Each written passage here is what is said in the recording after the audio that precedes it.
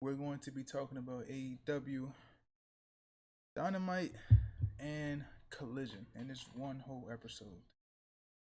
Um, I can't express enough. You guys were here when I said that I enjoy Collision this much more than I do Dynamite, and this is yet another great example. Since Collision has started, it's been a month, maybe of shows now at this point, maybe even more. Because I think they started in what June, like June 17th, 18th, or something like that. So it's been about a month and like a week or two since Collision has started. Um, but this episode here was yet another example of why Collision, in my eyes, is just a better show. I mean, to me, Collision is, like I said, it's a different pace type of show. So a slower pace, focused on just a little bit more story, and then you get different type of matches. Like you don't get every match just like virtually the same when it comes to Collision.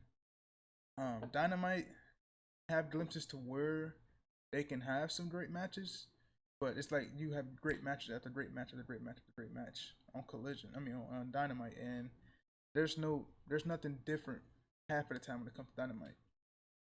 But Collision is always something slower paced and stuff like that. So I enjoy that type of stuff. I don't like my stuff to be rushed every week, you know. But Dynamite is good nonetheless. So we're gonna talk about both Dynamite and Collision in this review. We're going to start with Collision, obviously, since it comes on Saturday, and this is the July 29th episode of Collision, where we have, as you can see on my right side, the match card. We have FTR defending the championship against MJF and Adam Cole. We have Samoa Joe versus Gravity, Buddy Matthews versus Andrade El Idolo, and we have a trios match with Bullet Club Gold represented by the both Gunn brothers and Juice Robinson, going up against Action Andretti, Darius Martin, or Darius, the other brother, um, and Vikingo. And we have Kiera Hogan taking on Mercedes Martinez. And you actually got a surprise that wasn't advertised with Darby Allin versus um, Suzuki. And we heard from CM Punk and Ricky Starks. And Collision was just a great show, man. A very fantastic show. And we kicked off things with Collision. We kicked it off with Andrade versus Buddy Matthews in a ladder match for Andrade's mask. If you don't know, House of Black, mainly Malachi Black, stole Andrade's mask, and Andrade went down what the mask represented for him, represented his lineage, his family, and his heritage. And this match was about him getting the mask back. So he beat Buddy Matthews, as you remember, on the first episode of Collision. Then he beat Brody King. He still hasn't faced Malachi Black yet. They probably holding it off to for a pay per view sometime in the future. I don't think it'll be Wembley. It could be All Out possibly. Um, but ladder match, Buddy versus Andrade. This ladder match was fantastic. You know what you get out of these two when it comes to a match like this. High flying spots. Just these two know what they're doing when a ladder is involved. Just picture that first match that they ever had on the first Collision show. You just do a ladder in there, so you're gonna get moonsault flips, any kind of high flying spots, and great moves. So I encourage you to watch this match. A couple spots I will go over though. Buddy Matthews. There's just a testament of how tough Buddy Matthews is. At a point in time, he separated his shoulder in the match, and you can see it. Like I believe it's on the spot where he ran towards Andrade, and Andrade hip tossed him into the ladder that was set up on a corner. And after that spot, he was favoring the shoulder, and then he was walking around the ring trying to pop it back in place. He go to the turnbuckles. He's telling the referees that his shoulder is separated, so he tried to pop it there. Walking around the ring, trying to pop it again, and then he eventually went to the medical staff, and they popped it during the picture break. You can see him getting it popped back in the picture break. And while he's doing that, Andrade is climbing the ladder. And once he popped it in, he ran back and he powerbombed Andrade into the turnbuckle. So he did the turnbuckle bomb, or buckle bomb, that's what we call it, on Andrade, and it continued on with the match. So that just shows how tough Buddy Matthews is. Nothing different when it comes to other wrestlers doing the same type of deal. It just shows you got to think on the fly. The match must go on, and Buddy even tweeted how much he gave out during this match. So props to Buddy for doing that. Another spot that I enjoyed was the finish, clever finish. So Julia and Buddy Matthews had to go and handcuff Andrade to the bottom of the turnbuckles, and Andrade turned it around, and he handcuffed Buddy to the turnbuckles, and Julia's trying to get him out of there, and Andrade's climbing the ladder. As Buddy gets the bolt cutters to try to cut the handcuffs off, he tells Julia to go stop Andrade from climbing the ladder. So Julia climbs up on the ladder, climbs up on Andrade's back, trying to put him in a chokehold. And the whole time, Julia's calling for Buddy to come up here and hurry up, get the handcuffs off, and help her stop Andrade. And as soon as he does that, Andrade knocks Buddy off the ladder, and then he turns, like Julia flips over, and she's on the opposite side of the ladder at this point, and she's slapping Andrade, and then Andrade grabs her hand, and he just throws her off onto Buddy Matthews, and they both go through a table, and that's how the match finishes with Andrade reclaiming his mask, picking up the win over Buddy Matthews. Very great ladder match, like I said. All you had to do is picture their first match they had on the very first Collision. Just throw a ladder in there, and that's the match you're gonna get. A very banger match, and we're gonna see what happens after. What's the follow after this? Do Andrade go after Malachi? Another match with Brody King, or will we have a trios match eventually with Roosh and maybe Bandito? Who knows? With Roosh, Andrade, and Bandito taking on the House of Black. We don't know yet, but I can see that coming around sometime soon. But still a ladder match nonetheless. We go from that ladder match to a backstage segment with Tony Schiavone interviewing Rusev. Oh, I'm talking about Rusev. Miro, the Redeemer. And he's attacked by, what's the dude name? It's one of the dudes from the QTV group. I forget his damn name. But he attacks Miro from behind with a chair, but Miro gets rid of him. Easy work. So we don't know what was going to be out of that segment with Rusev, because he just got attacked and he fought him off. So we'll have to tune in next week to see what is the fallout from that. And then we have a match that wasn't advertised, as you can see from the match card on the right. We have Darby Allin versus Minoru Suzuki. And it was a very cool match. It's like a 5-minute match. But just goes to show you that you don't know what you're going to get on the live shows. So you have to tune in, because you never know. It might be a surprise.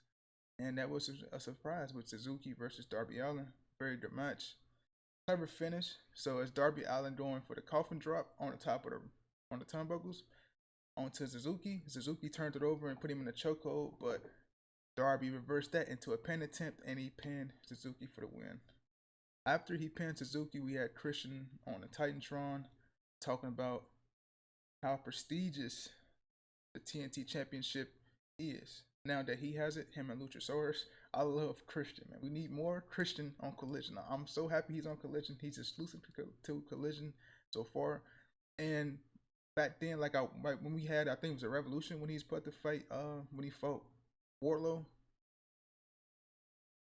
He should have got the belt then, but now that him and Luchasaurus has the belt in their possession, fantastic move. But Christian is just awesome. He was just talking about how Darby has too much on his plate before he can go after Christian. He got depths to settle with Swerve, AR Fox, and the whole Mogul Embassy. So he had a lot of stuff he had clear on his plate before he can even get in the ring and Christian gracing with his presence. So I love that promo by Christian. I can't say it more, man. I'm glad he had the TNT Championship, and I'm glad that he's putting prestige back on it. He ain't lying in this promo. Like, the TNT Championship ain't really been relevant in a long time.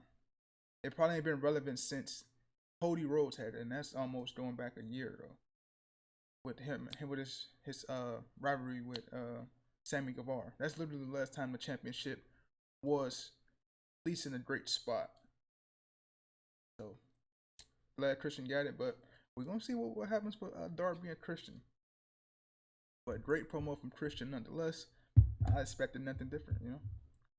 Then our next match, we have Samoa Joe versus Gravity. And if you know who Gravity is, man, I think he's Bandito's younger brother. And his gimmick is basically what it says. He does like this. He does his moonwalk when he goes to this, like when he's coming out. He does his little moonwalk, you know. And I'm glad they cut that out on the entrance part. Like he was already in the ring when the show, like when it came back from commercial break, and Samoa Joe was coming out of there. This isn't enough. This is like another match. This is just a match to get Samoa Joe on TV, which we need more of Samoa Joe on our TV screens. Please, AEW. We know he's the Ring of Honor TV champ, so he's exclusive to Ring of Honor, but we need Samoa Joe on Collision more often, and we need him on Dynamite. So pick and choose which one you're gonna put him on. We're gonna put him on Collision exclusively. I'm cool with it, but we just need more of Samoa Joe. At a point in this match, each time Samoa Joe will do a maneuver, Gravity will do his little moonwalk, his stupid ass moonwalk. Each time Samoa Joe attacking. So Gravity, you know, if you watch Samoa Joe, you know what Samoa Joe do. So Gravity he runs to the turnbuckle, try to do like a springboard splash, and Samoa Joe dodges out of the way and he started mocking his stupid ass moonwalk. I love Samoa Joe, bro. I love Samoa Joe. He gave Gravity a piece of his own fucking medicine. So Samoa Joe put him in the Kokita clutch. Well, he hit him with the muscle buster after that and then picked up the win. So nothing match. Just a match to showcase and put Samoa Joe on Collision. Need more of Samoa Joe on this fucking show. On TV, period. And we're gonna shout out, if you haven't seen Twisted Metal on Peacock, you should. Samoa Joe as Sweet Tooth, fucking amazing. He's probably he's the top reason to watch that show. The characters are probably second after him. But it's a good show nonetheless. Don't go in this show expecting like stellar effects and stuff like that. That's not what this show is. It's on Peacock for a reason, so you're gonna get Peacock effects. But they don't make it any lesser of a show. So I suggest people would watch it. I would recommend it to most people, and it should be renewed for a second season. Hopefully, I will hope it is because it's a good show. But Samoa Joe steals it as Sweet Tooth, so you should watch it. After that, man, we got the segment of the day, pretty much. The segment of the night with CM Punk coming out, finally revealing what's in the red bag that he's been carrying since the start of Collision. We all could have assumed what it was, and most people, if you assume right, you were right. That it was the AEW World Championship, and CM Punk pulled it out, and he was telling people that, you know, he's the real world champion. He never was submitted. He never got pinned for the championship. He just had to relinquish the title because he was hurt. So he's going by the model that he didn't get pinned or he didn't get beat for it. He earned the championship. So he's the real world championship. He's the real world champion. So what he did when it came to the world champion is he put a straight edge symbol over it. So he put the X on the championship. And then Ricky Starks came out there. And the line that CM Punk cut is his infamous line that he's cut back in the day, which is, "I'm straight edge, and that means I'm better than you." So that saying comes off more as a heel, right? He was a tweener doing the show. I think eventually CM Punk will become a heel because people just want to boo him at this point, just based on what happened last year at Brawl Out. But this is a great segment, man. Great segment by CM Punk. After he said that, Ricky Starks came out there, and you know Ricky, charisma out of the window, and he told the crowd when he came out there, act like he needed a proper entrance, like act like they didn't see him. So he ran back to the back. His music played, and he came out. And I even like that the commentators act like they didn't just see him, and that his entrance just now was like the first time they saw him. That was a great touch. I like that. I think it was Ian Riccaboni who did that. Very nice touch. It's the little things in wrestling that made shit great. So that was a great catch by Ian Riccaboni. And Ricky Starks was just telling Punk when he came out there that he beat him to the shot. He bit CM Punk before CM Punk could bite him during that match to win the Owen Hart Cup. So he was just going down the list that he beat Punk for the cup. He beat him in a tag team match. So he's the one who should deserve a shot he's the one who deserved a shot at that world championship that CM Punk has proclaimed as the real world championship. And CM Punk was saying that if we're going to do a match, that they need the extra pair of eyeballs at ringside, because CM Punk's thing was, did Ricky beat him or did the referees beat him? Which is a valid point, right? The referees in AEW sometimes they fuck up here or two, but they human, so it happens. So he just saying that they need an extra pair of eyeballs for their match for the world championship. Ricky said, that's fine. I'm just gonna beat you like I beat you the last 2 times. And CM Punk gave the honors to Tony Schiavone to announce who's going to be the referee for their match next week on Collision for the real world championship. That's what they call it. They don't acknowledge it as the AEW championship. They call it the real world championship. So, and Tony Schiavone told him that it's going to be Ricky the Dragon Steamboat. And if you know, Ricky the Dragon Steamboat also played a part in CM Punk's past in WWE the night after either WrestleMania. Yeah, but things the night after WrestleMania where he teamed up with CM Punk. I think it's an 8-man tag team match back in the day. Might have been Punk, Ricky. I don't think it was Hardy. It might have been Jeff Hardy. And maybe Cena versus Jericho, Matt, probably somebody for the Money in the Bank match. I can remember everybody in there. But yeah, so that's another person from CM Punk's past. That's the whole thing they was doing based off was people that's involved in CM Punk's past to be the referee. And Ricky Steamboat is one person that's in his past that they call it down the middle. He's always done it his whole career. You know about if you know about Ricky Steamboat, clean cut guy. Even if he wanted to be a heel, people wouldn't boo him. They would cheer Ricky Steamboat because he's just that creative a guy. So Ricky Steamboat will be the extra official ringside. He will not be the official. He'll be just like the side official. Just in case if you don't know, if there's a finish where the referee takes a bump, Ricky can come in there and count the pinfall. So that sort of deal. And just make sure everything is called down the middle. So we'll get those two fighting for the real world championship collision next week. After that segment, we have Bullet Club Gold being represented by the Gun Club and Juice Robinson taking on Darius Martin, Action Andretti, and not really a match that I was looking forward to. But we get more Bullet Club Gold action, and we're trying to get this chemistry built with the Gun Club and Juice Robinson. So that's what it was there for. You knew going into this match that the trio of Vikingo, Darius Martin, and Action Andretti were not going to win this match at all. So Bullet Club Gold picks up the win here. I like how Juice Robinson, Jay White wasn't there, so Juice Robinson brought out like a paper cutout of Jay White, and they all posed together. So I thought that was pretty cool. Then we have our only women's match of the night with Mercedes Martinez taking on Kiera Hogan. This was pretty much to set up a program with Chris Statlander or Willow Nightingale versus Mercedes Martinez, because at the end of the match, when Mercedes won the match, she did not let go of the choke she was doing on Kiera Hogan. So Chris Statlander came out there to check on Hogan and to get Mercedes Martinez out of the ring, but Martinez took the TBS championship and she hit Statlander upside the head with it. And then that brought out Willow, and then she helped Statlander and Hogan back up to their feet. Martinez left the ring.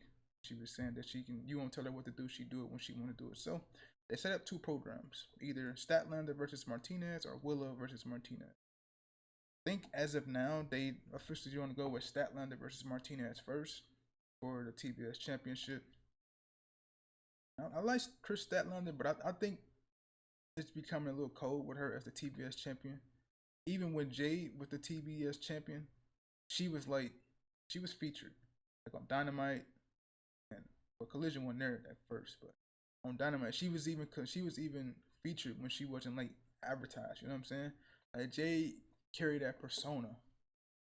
I mean, and even though the TBS championship was a secondary title, just based on Jay holding it, it was still relevant. So Tony Khan got to put some stuff in motion to where we can keep this thing relevant and try to keep the championship on the same level that Jade had it as she when she was the TBS champ, and not fall into like a pitfall where like it's coming like mediocre. That's what like it's doing. They really don't have like no challengers like that people take like serious doing for the TBS championship. When Jade had it, you had the Shriek, you had her Mystique, and she was just like she was a presence on that show. So Tony Khan got to do something and book Chris Statlander into these matches to where, book her matches and segments to where we even make the TBS championship as on par when Jade had it. So we'll see. Then we get to our main event. So we got MJF and Adam Cole taking on FTR for the AEW Tag Team Championships. I've been saying this for a while. I love the MJF Adam Cole pairing from the Blind Tag Team Eliminator. I would have went the whole route of them winning the championships here, but they didn't win. They lost. Fantastic match. And this is the first time in a long time that FTR was actually booed during the match. We ain't seen that in a long time. Maybe since they was with MJF in the Pinnacle. That's probably the last time they got booed when Tony Blanchard was their manager. But the crowd love MJF and Adam Cole, man. Very organic story. I'm glad Tony Khan got these two like in a story to where it took its time and progress, and everybody loved it. Like those backstage segments they showed, like where they was doing the bars together, they was playing a video game together, they was working out together, stuff like that, little shit like that made the crowd care more. And it's just goes to show you, man, that the little shit, just building stuff, makes the crowd care about it even more. When the last time you ever hear a crowd chant for a double clothesline? Ever. And not only that, for them to beat Daniel Garcia and Sammy Guevara with a double clothesline, you know how rare that is? That's very rare, man. We haven't seen nothing like that in so long. I can't even tell you the last time we did. So this goes to show you how the little shit, if you build it up correctly, you can get the biggest payouts from it. MJF is a wrestler who don't do dives. That's his whole thing. He don't do dives. And for him to do a suicide dive against Daniel Garcia and Sammy Guevara, and the crowd go fucking bonkers for that, bro. I just showed you. Little shit. You build it up the right way, it pays off. This match, FTR, we know what to expect with FTR. They just had a classic against Bullet Club Glow, Jay White, and Juice Robinson for the Tag Team Championships in the 2 out of 3 Falls match, back to back. 2 weeks of bangers with Juice Robinson and Jay White. So going into this match with Adam Cole, MJF, nothing different. You have to watch this match for yourself. And they stamping their claim as the best tag team on the planet. It's tough to vote tag teams. It's tough, but you have the Usos, FTR. I'm gonna throw the New Day in there as well. Like Lucha Bros, Young Bucks, like those are like some of the top tag teams on the planet. I'm pretty sure there's more, but those are like the standard bearers when it comes to tag teams. So you know what you get out of a match with FTR included. Just throw the mega stars of Adam Cole, MJF in the mix. So fantastic match. The ending of the match was the FTR was going for a shatter machine on Adam Cole, but MJF pushed Adam Cole out of the way because that's his friend, and he took the bullet for him, and he ended up losing the match for his team. As this happening, MJF is beside himself, like he just talking to himself like, I lost it, but I blew it. I blew it for us. I blew it. He's tripping in his head and shit. Adam Cole trying to calm me down. He gave him the championship. Like, man, you are the AEW World Heavyweight Champion. It's fine. You okay? We good. We wasn't even supposed to be here, and we got here. We just wasn't a better team. MJF still beside himself. Adam Cole walked to the opposite side of the corner, opposite side of the ring. MJF is loading up the championship like he's about to hit Adam Cole as soon as he turned around. Adam Cole got like a sixth sense, like he know, like, and then he just saying, he has his back turned, just saying, do what you got to do. Like, he can sense something MJF is doing, and he just telling him, do what you got to do. MJF don't succumb to it. He throws the title, and he hugs Adam Cole, and to end the show with both of them in the ring. So stellar starter things on Collision. Like I said, Collision is the best show for me because you get more bangers and you get more time for stuff to progress. So and it's a 2 hour show, so there ain't no excuse for Dynamite can't do the same thing. But I know what you get with Dynamite, you get like the more faster paced type of action. Collision is more slower paced and like focused on a little bit more story. So I enjoy Collision. This is yet another fantastic episode of Collision. Yeah, man, that's Collision. So I'm probably gonna loop Dynamite in here real quick as well. Cause I thought Dynamite 200 was a great show as well.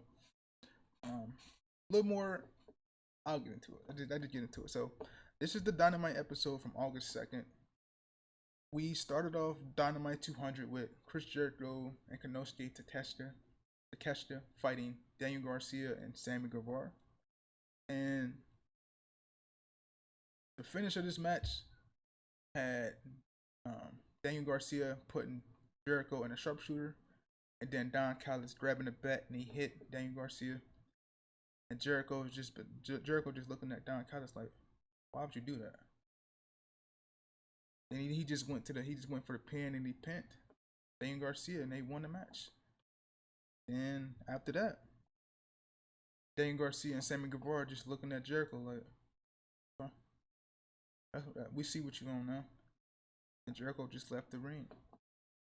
Next segment we had the Jack Perry. We had formerly Jungle Jack Perry, now just Jack Perry, coming out calling out ECW legend Jerry Lynn for a match. But Jerry Lynn came out and he explained to Jack Perry that he won't be medically cleared just because all the screws in place that's in his neck now. He's done with like pro wrestling at this point. But he knows a friend that who isn't done with pro wrestling, who is still wrestling as of this moment. And we have the AEW debut of Rob Van Dam. I missed AEW when it came on live, but I rewatched it. I was like, okay, RVD's here.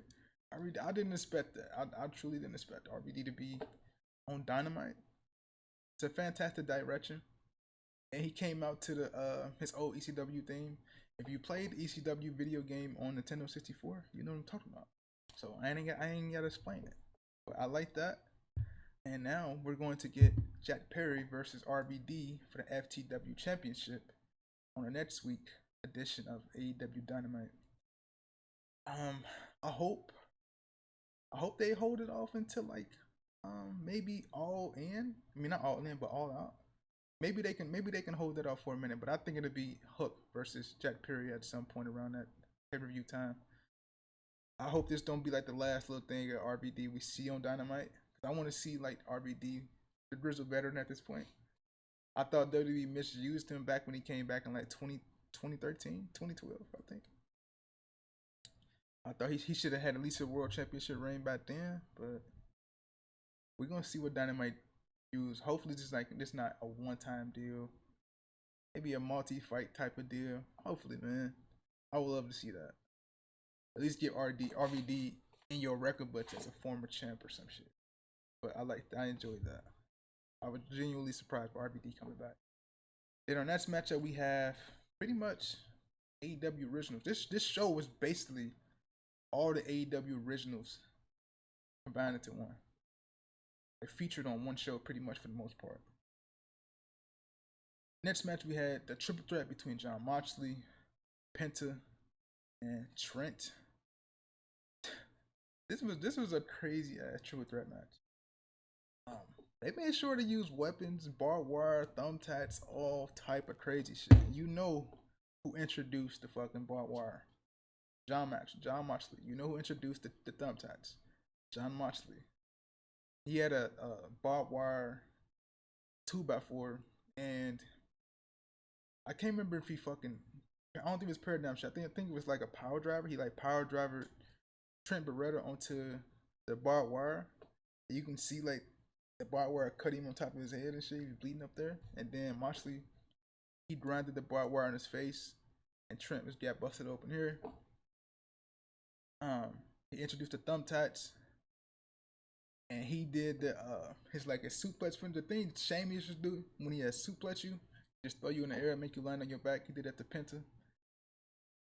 And John Moxley, Penta was going outside setting up two tables, and he was going to, I don't know what move he was trying to attempt, but he was going to do something on Trent through the tables, but John Moxley stopped him, and then Trent ended up putting John Moxley through the table with a suplex.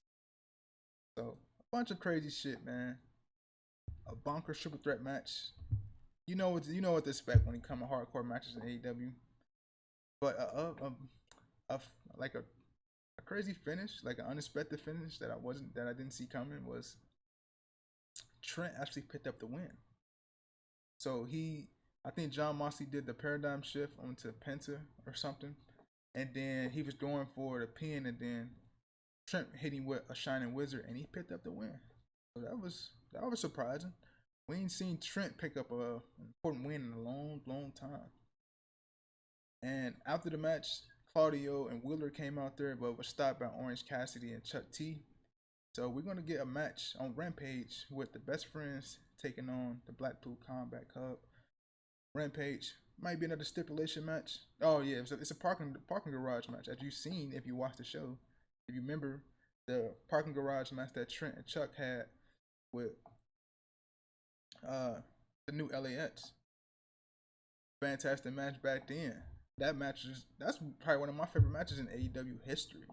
That parking garage brawl that they had. So we're gonna have another one of those with the Blackpool Combat Club versus Best Friends. So tune in for that on Rampage. Actually, that'll be taking place tonight. So that'll be going head to head with SmackDown.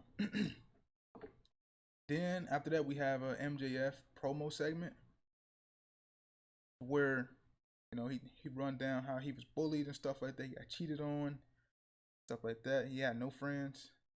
That he called Adam Cole up there, and he was telling people that he's still that same devil. Don't get it twisted.